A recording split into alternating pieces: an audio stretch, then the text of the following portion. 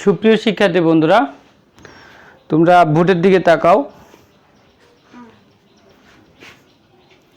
এখানে দেখতেই পাচ্ছ দোনা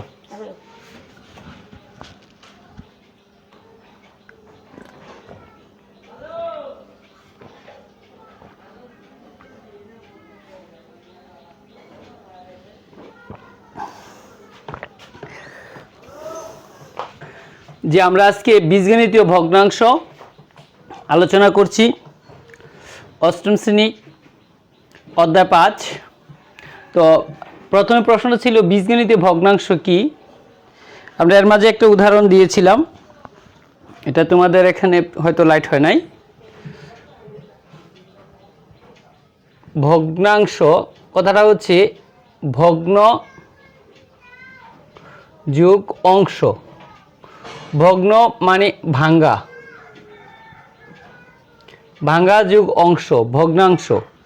এই ভাঙ্গা যেমন আমি উদাহরণস্বরূপ তোমাদের দেখাচ্ছি, যেমন আমার এই কলমটা কিন্তু সম্পূর্ণ। এখানে এই কলমটা দেখো, এটাও কিন্তু সম্পূর্ণ, এটা কোনো কিছুই কিন্তু বাকি নেই, সব কিছু এটার সাথে আছে। তো এখানে এটা যদি আলাদা করে ফেলি, অথবা এই কলমটা যদি একটা আলাদা করে ফেলি, তাহলে কি সেখানে সম্পূর্ণ রইল? এটা কিন্তু সম্পূর্ণ থাকছে না, কারণ এটা কিন্তু অংশ অংশ হয়ে গেছে, এটার একটা অংশ এটার একটা অংশ। এখন আমরা যদি ম্যাপে দেখি, যেমন এটাকে যদি ম্যাপে দেখি, এই 1 2 3, তাহলে এটা হচ্ছে এই সম্পূর্ণটার আমরা 1 2 3 এটা 4 ভাগের 1 অংশ। এই ক্যাপটা হচ্ছে সম্পূর্ণ কলমটার 4 ভাগের 1 অংশ। আর এই জায়গাটা তাহলে কত অংশ? এই জায়গাটা হচ্ছে 1টা 2টা 3টা অংশ, তাহলে এটা হচ্ছে 4 ভাগের 3 অংশ। এখন দুটোটা যোগ করলে এটা কিন্তু সম্পূর্ণ মানে 1। আমরা অনেক সময় বলি যে সম্পূর্ণ কাজ মানে 1, সবটা মিললে কিন্তু 1। তাহলে এখানে দেখো, এখন এটাই হচ্ছে যে 4 1 যোগ 3, তাহলে কত হচ্ছে? তাহলে 1, সম্পূর্ণটা কিন্তু 1। ঠিক এটাও কিন্তু এরকমই হবে। এটা যদি আমরা মাপি 1 2 3 4, এটা একটা 5, তাহলে এই অংশটা কত? সম্পূর্ণ রয়েছে 5টা খণ্ড হয়, এটা সমান করে।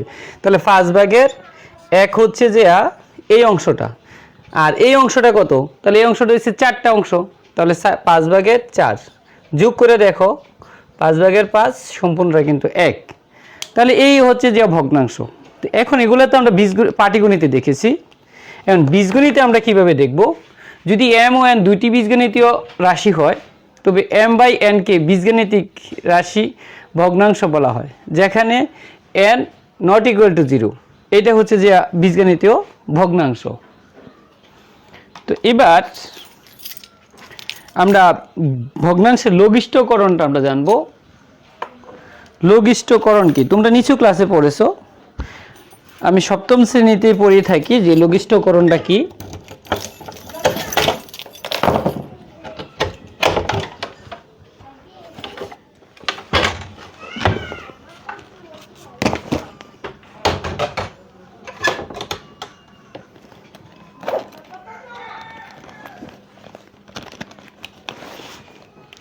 লঘিষ্ঠকরণ যারা সপ্তম শ্রেণীতে আছো তাদের জন্য এটা গুরুত্বপূর্ণ।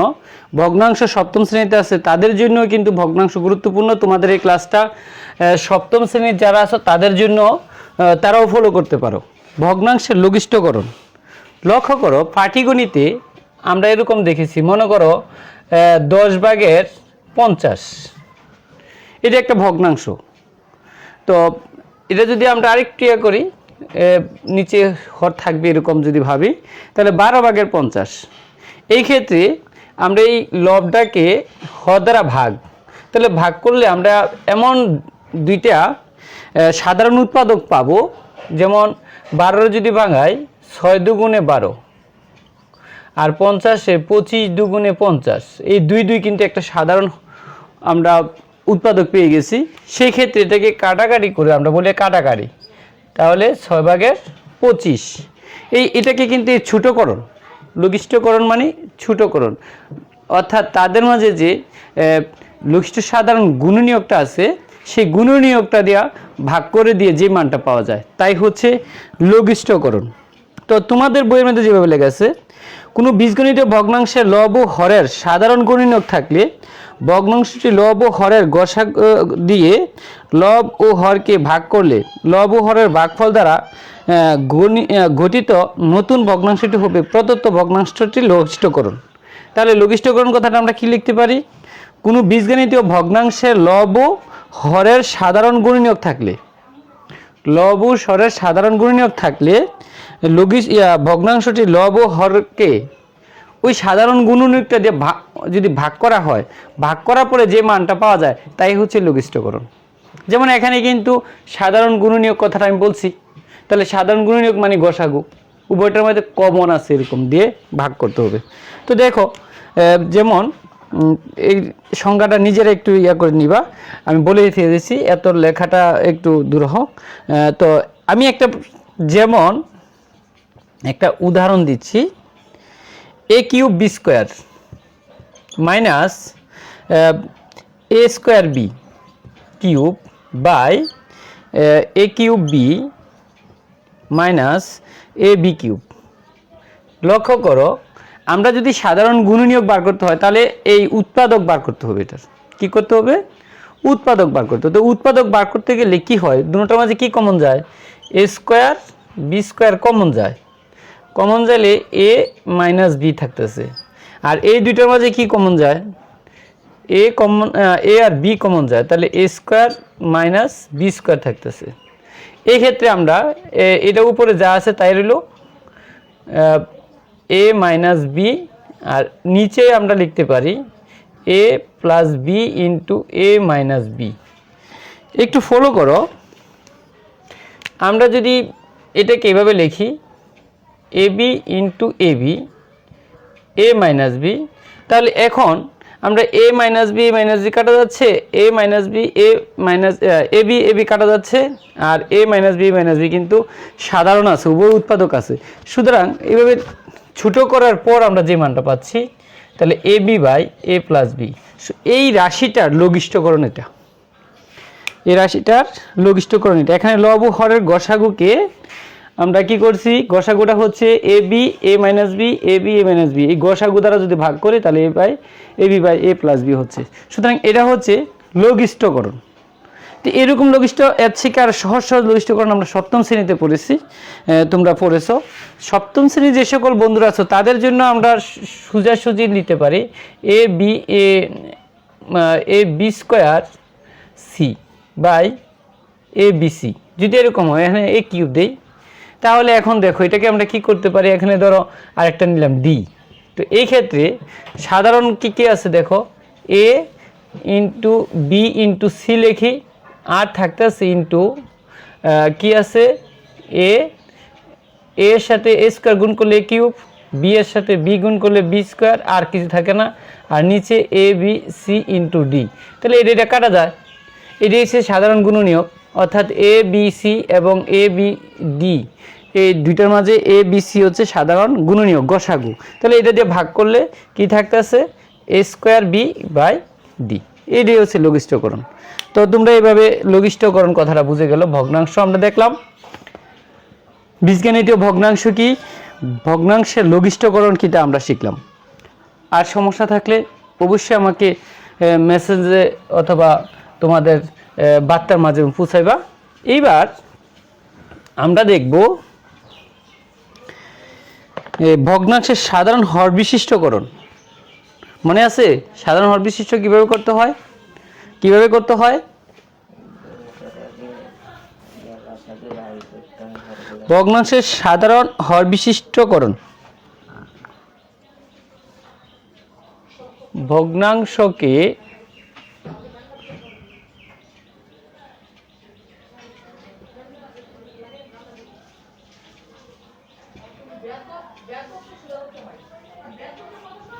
সাধারণ হর বিশিষ্ট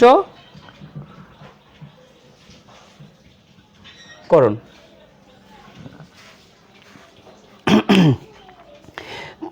সাধারণ হর বিশিষ্ট করতে হলে আমাদের দুইবার যদি ভগ্নাংশ সাধারণ হর বিশিষ্ট করতে হলে আমরা তিনটা শর্ত এখানে আমরা একটু মনে রাখতে হবে।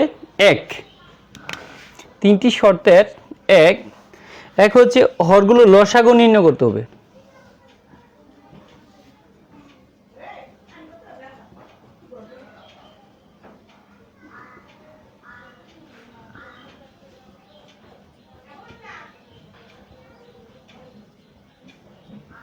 দুই দুই হচ্ছে ভগ্নাংশকে হর দিয়ে লসাগুকে ভাগ করতে হবে। ভগ্নাংশকে লসাগু ভগ্নাংশকে হর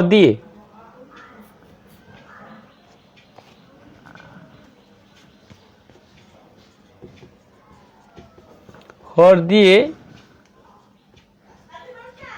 লসাগু ফলকে ভাগ করতে হবে।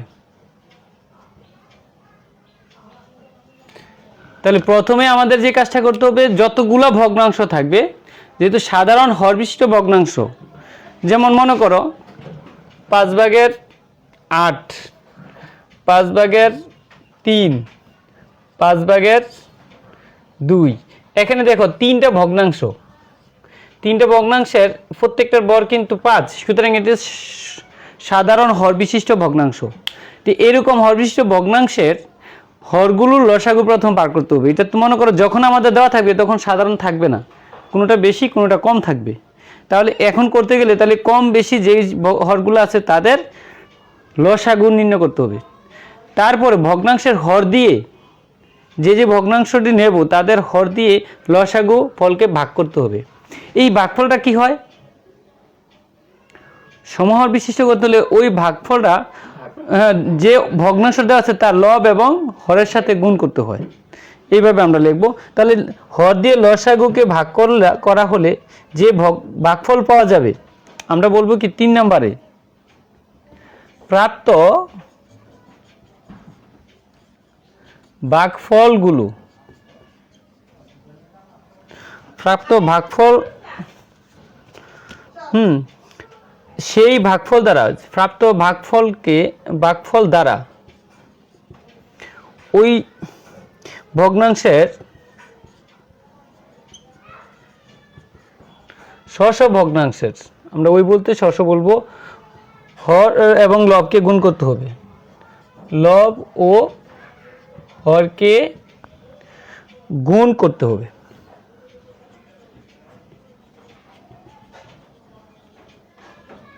তাহলে আমরা এভাবে পেয়ে যাব। তাহলে প্রথম শর্তটা হচ্ছে হরের লসাগু নির্ণয় করতে হবে, হরগুলোর লসাগু নির্ণয় করতে হবে, ভগ্নাংশের হর দিয়ে লসাগুকে ভাগ করতে হবে, ভগ্নাংশের হর দ্বারা ভাগ করে প্রাপ্ত ভাগফল দ্বারা ওই ভগ্নাংশের ওই ভগ্নাংশের লব ও হরকে গুণ করে বার করতে হবে, তাহলে সমহরে রূপান্তর হয়ে যাবে। তো উদাহরণস্বরূপ আমরা একটা সহজ দেখাই, যেহেতু আমি বলছি যে এই সপ্তম শ্রেণীতে যারা আছো তারাও কিন্তু এটা ফলো করতে পারো। তো মনে করো x/a, y/b, z/c, তিনটা ভগ্নাংশ নিলাম। তাহলে এখানে ভগ্নাংশটার হর হচ্ছে a b c। তাহলে ভগ্নাংশগুলোর হর যথাক্রমে a b ও c, এদের লসাগু। আমাদের প্রথম শর্ত লসাগু কমন আনকমন, কোনো কমন নাই, তাহলে ABC। এখন বলা হয়েছে আমরা অতএব ভাগ, ওই যে দ্বিতীয় ভগ্নাংশের হর দিয়ে ভাগ, তাহলে ABC কে প্রথম ভগ্নাংশের হর হচ্ছে এ দ্বারা ভাগ, তো ভাগ করলে কি হচ্ছে এ কাটা যাবে, BC হবে। তাহলে আমরা বলছিলাম কি অতএব, পাটিগণিতে আমরা এইভাবে করছি নিচু ক্লাসে, মনে করে দেখো। হ্যাঁ, তাহলে এই এ দ্বারা ভাগ করলে BC, তাহলে আমি x এর লগেও BC গুণ করব, এ এর সাথেও BC গুণ করব, তাহলে হচ্ছে কি BCX/ABC। একটা কিন্তু পেয়ে গেলাম। দ্বিতীয়টার ক্ষেত্রে তাও লসাগু ফলকে ভাগ, আমরা এই কথাটাই বলছি, হর দ্বারা ভাগ, তাহলে B দ্বারা ভাগ, এবার কি হবে AC।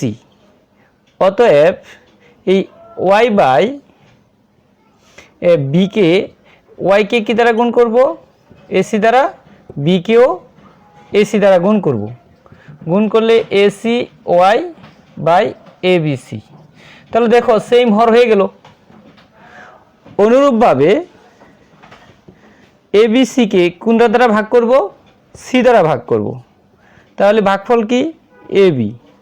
অতএব আমরা Z by C equal to Z into ভাগফল গুণ করব এ বি, তাহলে সি এর সাথে এ বি, তাহলে a b z by A B C. তাহলে এটাই আমার আনসার। কি বুঝতে পারছো?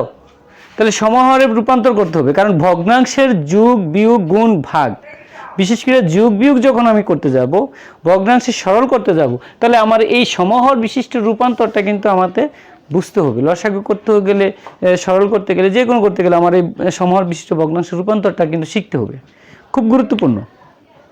আমি আশা করি তোমরা সবাই বুঝতে পারছো।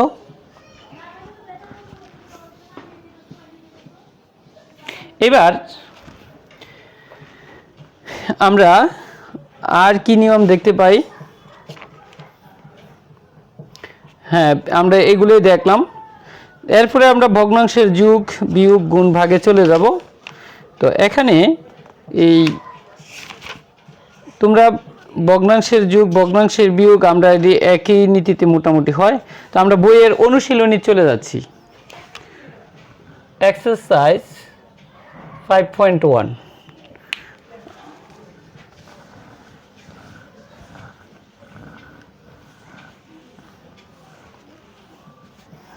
এখানে দেখো এই এক্সারসাইজ 5.1 এ আমরা যেটা করতেছি লঘিষ্ঠ আকারে প্রকাশ। হ্যাঁ, তোমরা এগুলো পারো, আমি একটা একটা করে দিচ্ছি, নিয়মটা দেখা দিচ্ছি। এক্সারসাইজ 5.1 ধরো সর্বশেষেরটাই করি, 1 ঝ নাম্বার, বর্গের জ নাম্বার। এটা কি আছে? A square minus b square minus 2bc minus c square. তোমরা কিন্তু উৎপাদকটা করতে হবে, by a square plus 2ab plus b square minus c square. তো এখানে দেখো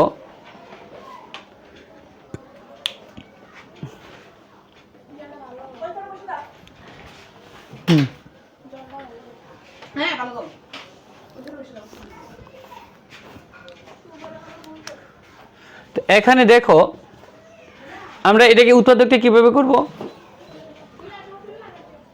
তাহলে বলো তো, এই এখানে লক্ষ্য করো বিসি যেহেতু আছে, তাহলে এই জায়গাটা আমরা সূত্র করতে পারি, বি স্কোয়ার কমন নিয়ে আগে plus 2bc plus c square, আর এখানে a plus b whole square minus c square, a square b plus c whole square, a plus b plus c into a plus b minus c. আমরা কিন্তু a square minus b square সূত্র এখানে প্রয়োগ করে দিলাম, আর এখানে a square minus b square সূত্র গঠিত হয়ে গেছে।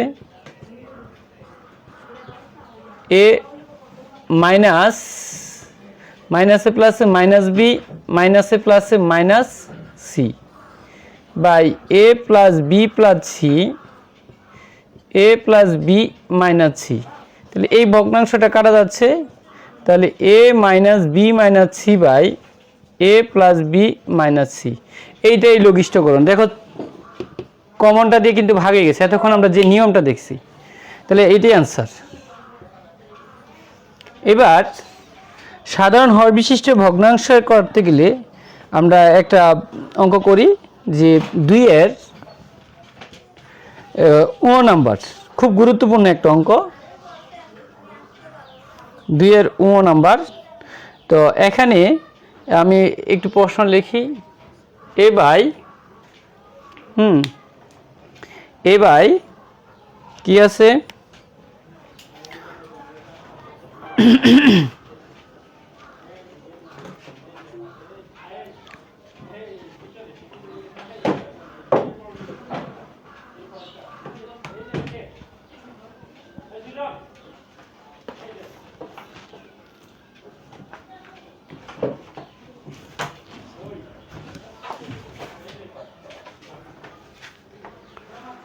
এখানে দেখো যারা 7 আছে তাদের জন্য এটা প্রয়োজন, তোমরাও একটু নিয়মটা দেখে ফেলো। যারা আমার লাইভটা দেখবে তারা অবশ্যই খেয়াল করবে, তোমাদের ছোট ভাই যারা 7-এ পড়ে তাদেরকেও দেখাতে চেষ্টা করবা। a cube plus b cube, এটা একটা ভগ্নাংশ। b by a square plus a b plus b square, a square plus a b plus b square. আর আরেকটা ভগ্নাংশ হচ্ছে c by a cube minus b cube. এখানে দেখো, এখানে প্রথম ভগ্নাংশের হর,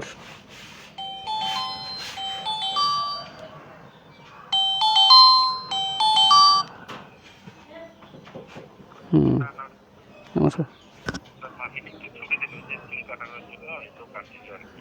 আচ্ছা,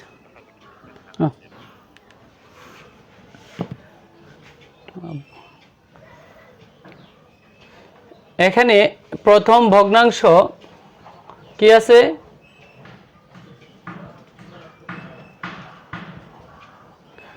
হর এ cube plus b cube.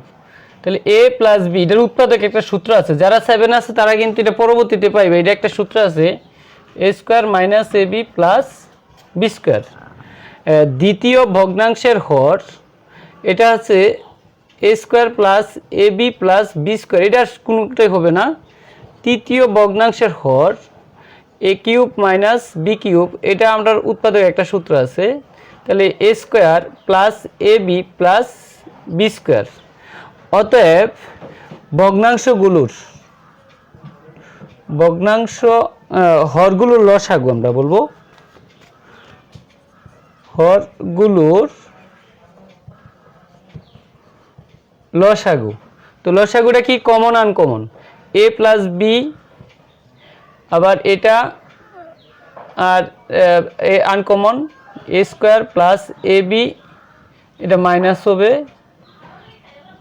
B square, আবার এ মাইনাস বি, এটার মাঝে এটার এটা common, a square plus a b plus b square into এটা uncommon a minus b. Total কথা আমরা কি লিখতে পারি? এই দুইটা গুণ করলে a cube plus b cube, আর এই দুইটা গুণ করলে a cube minus b cube. এটাকে আমরা আবার a to the power 6 minus b to the power 6 নিতে পারি, a square minus b square সূত্র হয়ে যাবে। তো এখন আমরা এই জায়গাটার মতো, অর্থাৎ এই এখানে এখন আমরা প্রথম ভগ্নাংশের হর দ্বারা যদি ভাগ করি, তো এখানে রাফের মধ্যে করলে পারা যায়, অনেক সময় এখানে এত বড় হয় যে লেখার সুযোগ থাকে না। তো এক্ষেত্রে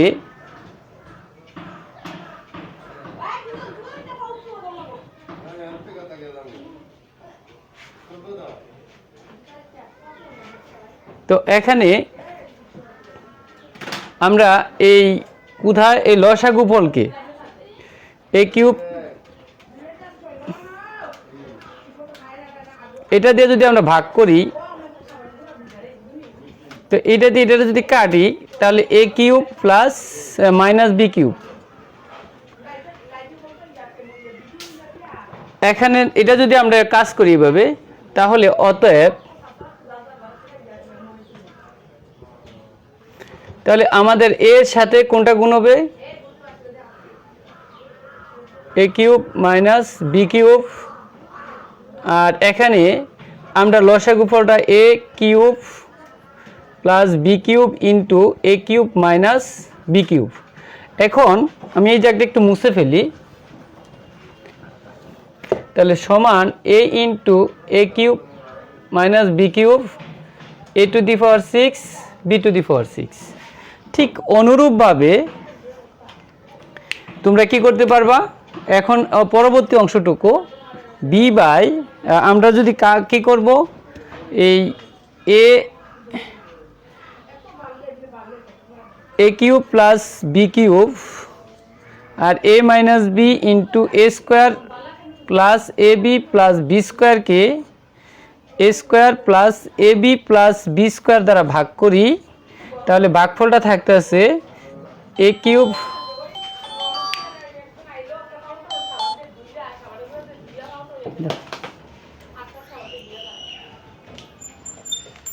এই